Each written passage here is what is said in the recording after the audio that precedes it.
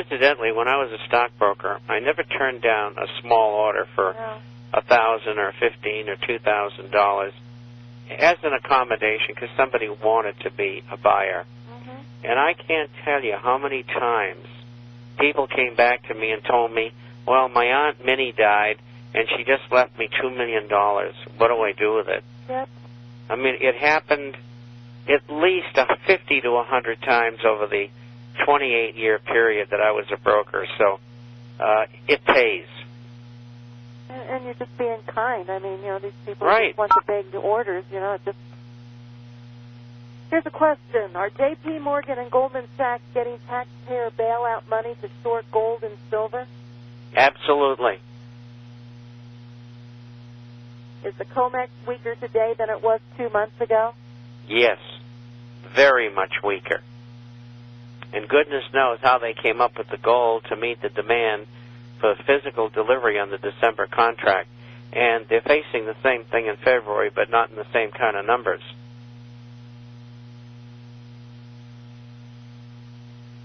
Ready for the next one? Yes. You got some pretty quick answers. Well, you told me to be to the point today. Oh, great golden diva.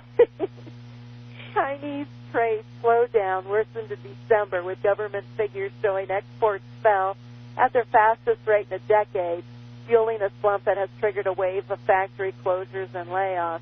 According to the China's General Administration of Customs, exports fell 2.8% last month from a year earlier, while imports were down 21.3%.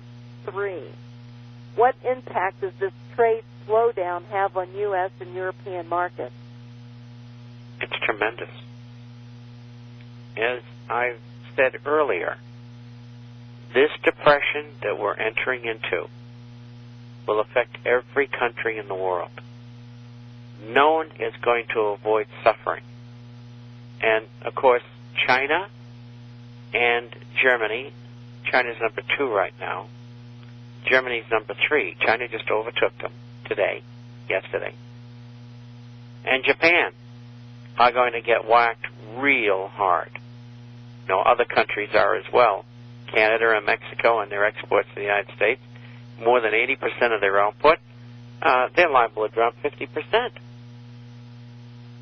China, maybe 60-70%. The same with Japan. Germany is more sophisticated. I'd say the top on the drop there would probably be 30-35% on an ongoing basis. So you're looking at a tremendous change in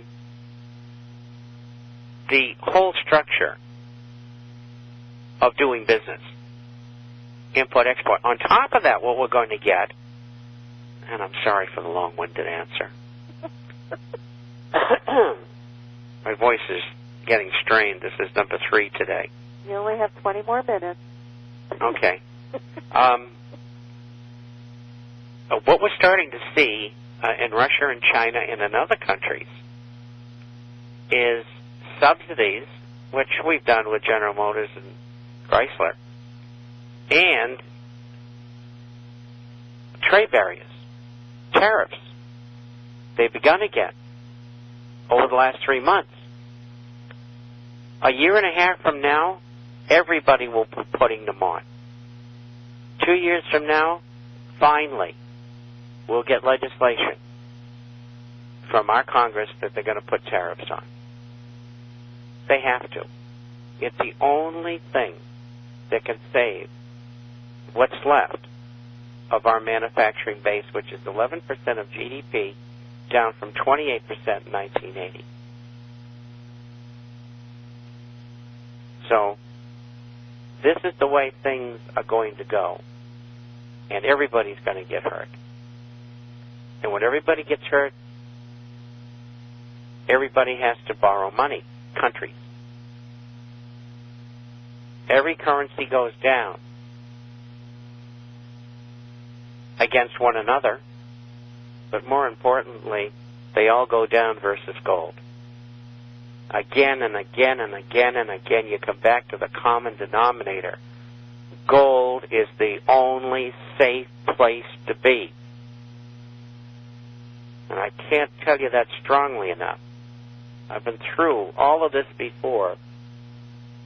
The only exception is I was born during the Depression in 1935, so I don't remember much about the hard times until I was about 5 or 6 in 1940, 41. And it really hit home in 42, especially when the gold stars started to appear in the windows. That means somebody in your family had just got killed in Asia or in Europe. So I do have some experience, certainly not as much as the 85-year-olds, but there's not many of them left. Anyway, we're headed in that direction in trade, and it's not going to make any difference whether you get tariffs or not for other people, because they get slave labor anyway. But it's very, very important for us because it'll protect what's left of our economy. And one of the things that really gets me is every other newsletter writer disagrees with me, and they are dead wrong. And sooner or later, I'll be proven right on that, just like I have everything else.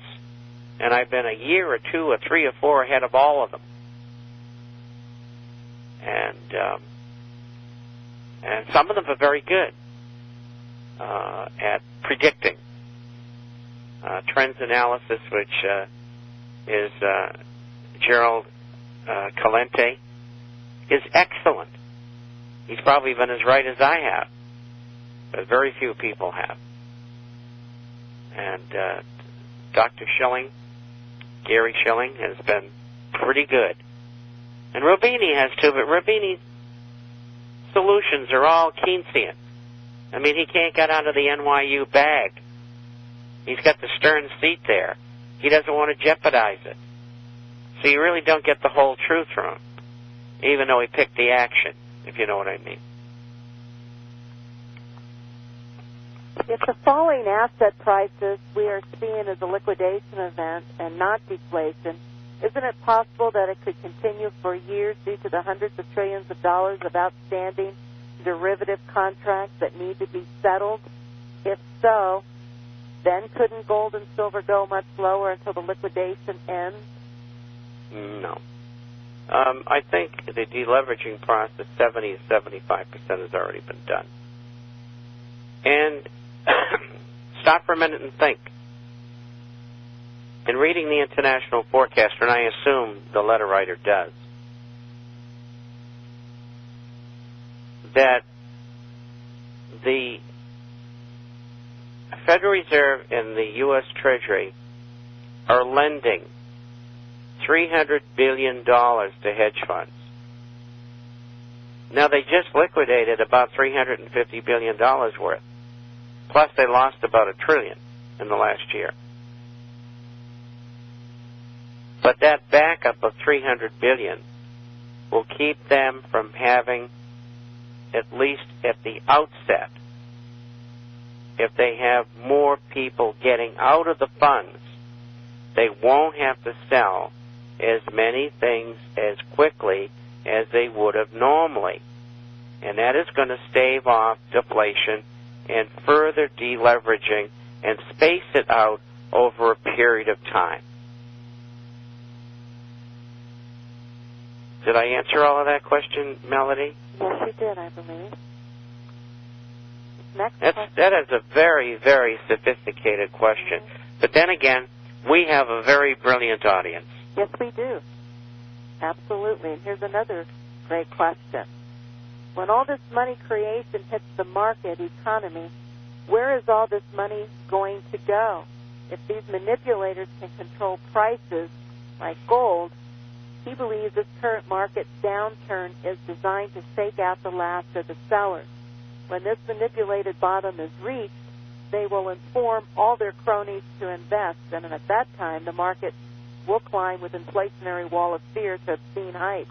This will mark the last stage of this giant inflationary blow-off. Do you think this could be happening? No. No, I think they're going to stick with the inflationary scenario until they're ready, like I explained earlier with their war and with the other things that they have to do to put everything in place so that they can bring the whole world to its knees to accept world government. And I see a continuum of injections of money and capital and collateralization going on 2 or 3 years, because we don't know when they're going to pull the plug. So I don't see any rallies in the market. I mean, earnings are dreadful. You got a bond market that can't go up. What do? A bond can't go up when you get 0 interest rates. Come on.